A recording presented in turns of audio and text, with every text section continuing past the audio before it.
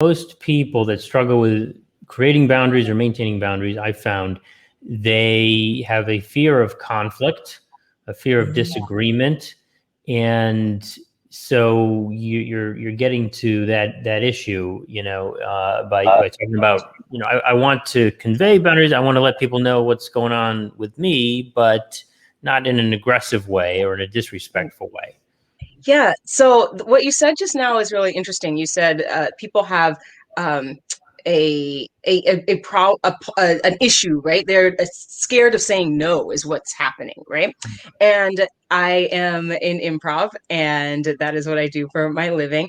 And what we are taught in every level 101 class, and if you see improv done on TV or like spoofed in shows, what you're going to see is yes and, right? That's the phrase that you're going to look at or you're going to hear.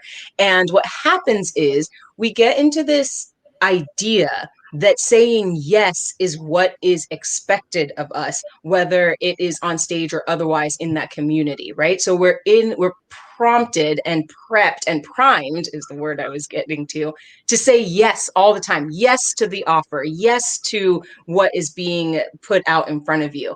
But in this conversation that we're talking about, where do the boundaries come up, right? You have to be in a space where you can say yes to the world that we're creating together and no to the character that you're putting me in. And if we take that and we place it outside and into the workplace, it's the same thing, right? We're primed to say yes to our managers, yes to our bosses, yes to our peers even, right? But there has to be a space where you can look at saying yes. How do I say, yes, I hear your idea, or yes, I understand what you're getting at, and no, that's not for me, or that's not going to work, that in that scenario, I'm not going to be able to fulfill your needs in that particular manner. How do we find that balance? Yeah, how do you find that balance? Like, how do you coach people on beginning that conversation, or are there specific words or phrases that you recommend that people use to initiate that conversation or to respond when a boundary is being crossed? Yeah. So one of the things that I have people do, especially on stage, right, is say thank you. So when an offer is produced, when an offer is given to you, and whatever it is, thank you. And it isn't necessarily that you're thanking that person like, wow, that was such a great idea. I love that idea. Thanks for that idea. It's not that. It's one, getting to your breath, right? Breathing. And we don't want to take time to breathe like that. So we need a space filler. The thank you helps us to breathe. It helps us to create space, and it helps our minds to get to a space of, yes, I heard what you said. Thank you. I heard what you said. Is that thing for me? So that's first, creating space between the offer, whatever it is. The offer could be, we're in a car. I'm talking about on stage. We're in a car. You're in the back seat of a taxi. Isn't that great? Thank you. Yeah, I love being in the backseat of a taxi. Okay, that gives me some space. We want to create space between the offer, and we want to be able to give ourselves time to breathe. Then, yeah, Instead of just reflexively saying, you're just going with it, right? It's correct. like creating a little bit of a gap there so you can process, because a lot of time in the heat of the moment, you can't process what's happening. So you have to create that moment where you give yourself space to process. Mm-hmm. And to your point, using those words, like, thank you. I need time to process that, or give me a moment to think about that and I'll get back to you. So that's translating right into the workforce. And Right. doing that does the same exact thing. It creates some time to process, and it creates a large gap of time to process. Then we start getting into especially on stage, what is your gut telling you, right? Is this something you want to do? In the improv world, we don't have a lot of time. We don't have days to think about something. And so there are lots of tools that I give improvisers. But when we take those tools onto the stage of work, then we start talking about, what does your gut tell you? And how can you affirm your gut? How can you say to this person, no, thank you, here's the reason why? Because if you do not set a boundary, then you are opening up yourself, right, to everyone understanding or seeing that that boundary is to be crossed, or that you don't have a boundary in that realm. And so it won't just be your boss or your manager or whatever. It'll also be your peers now taking advantage of that space or that thing that you've said okay to. Right. Yeah, you set a precedent and you let people know. Mm-hmm. I always tell people that we are constantly teaching the world how to treat us. Mm-hmm. The kind of energy or the attitude that we put out, or what we agree to, or the boundaries that we set, or lack thereof. We're letting people know around us what is acceptable for us. Mm-hmm. And people Mm-hmm. don't know. People don't know until you communicate a preference to them. I'm interested in how this would play out. So let's do like a quick role play, if you don't mind. Sure. And so I'll be like the boss who's giving you an assignment, Mm-hmm. and I'm interested to see how you respond. Let's say I want this something done by Friday, which is today, because we're shooting this on a Friday, but just Mm-hmm. in general, hypothetical Friday, and you can't get it done by Friday. It's going to have to be another week, let's say. But I'm very urgent with this, and I have a senior status over you, Mm-hmm. Mm-hmm. right? So there's that power dynamic, and then let's see how that plays out, right? Yeah. Yeah. So Shannon, thanks a lot for your great work on the project recently, and we have some urgency on the next item, which I'm hoping that you'll be able to get this done by Friday and turn in the final report. So if you could do that, that would be great.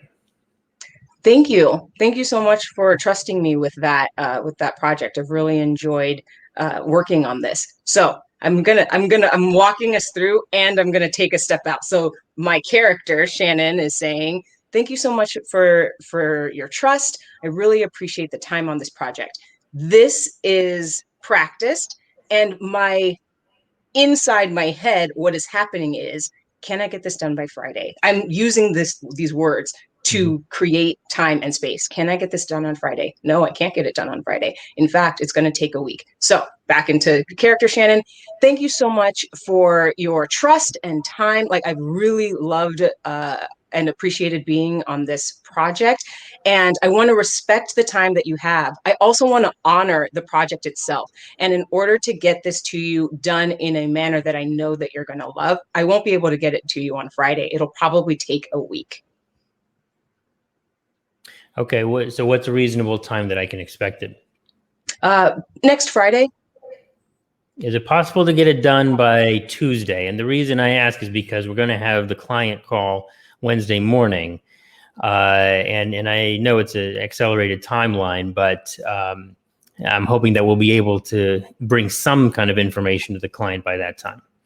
Good. So now I'm going to step out into Shannon talk, or into like processing talk.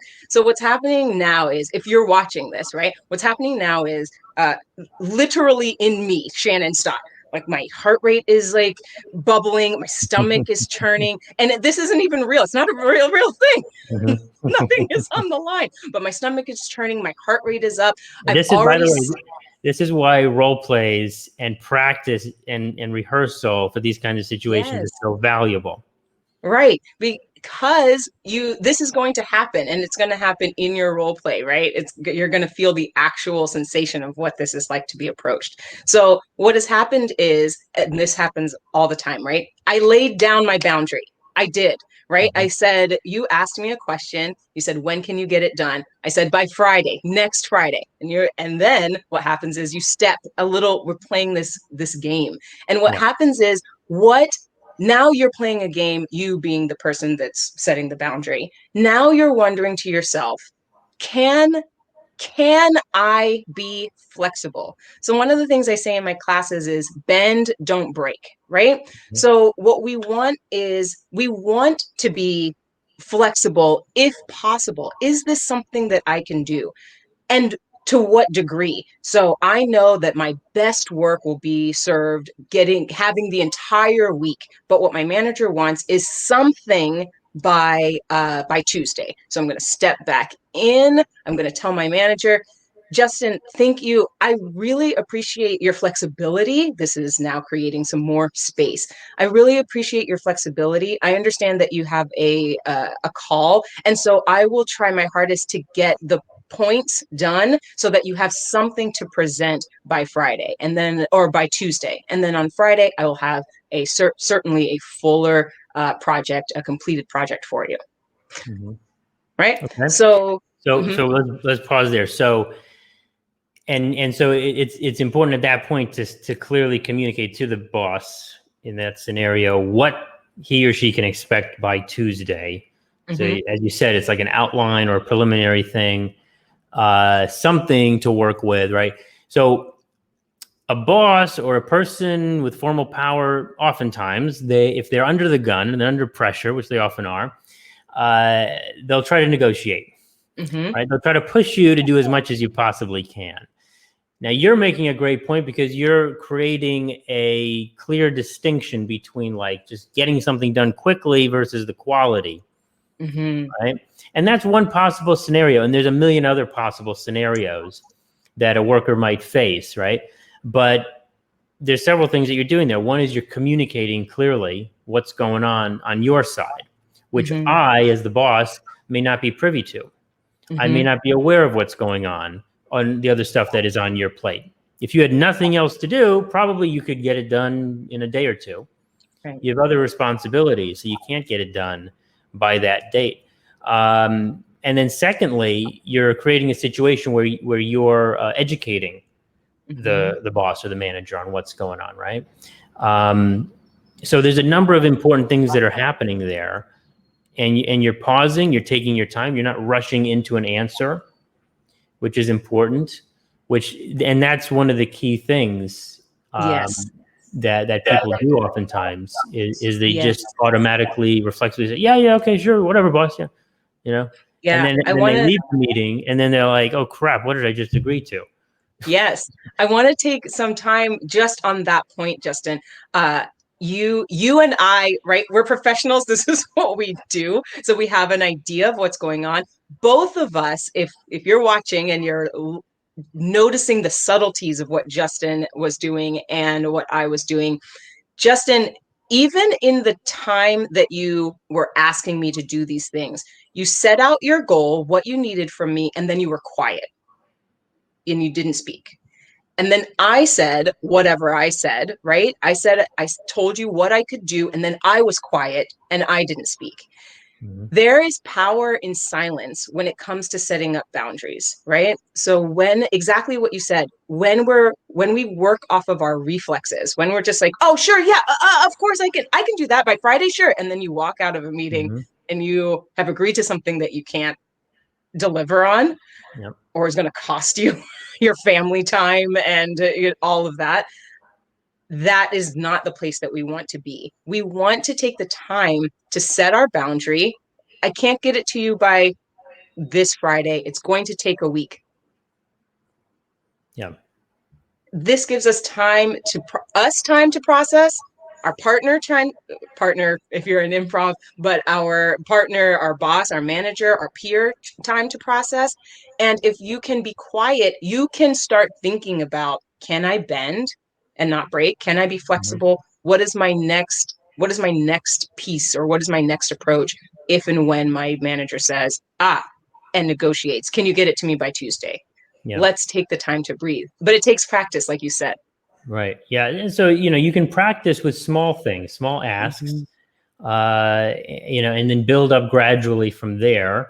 You may not have the gumption or the strength in the moment to push back on a big request from a very senior decision maker, but maybe you can start building that muscle with day-to-day requests of people like, hey, can you just, get on the phone call with me, the conference call with the client for another 5 minutes, please. That's a small ask that your peer might be asking you, and you can much more easily say no to that than to something that your CEO is asking you to do. And so like those day-to-day or week-to-week kind of requests, that are coming in, those are opportunities to practice strengthening that muscle.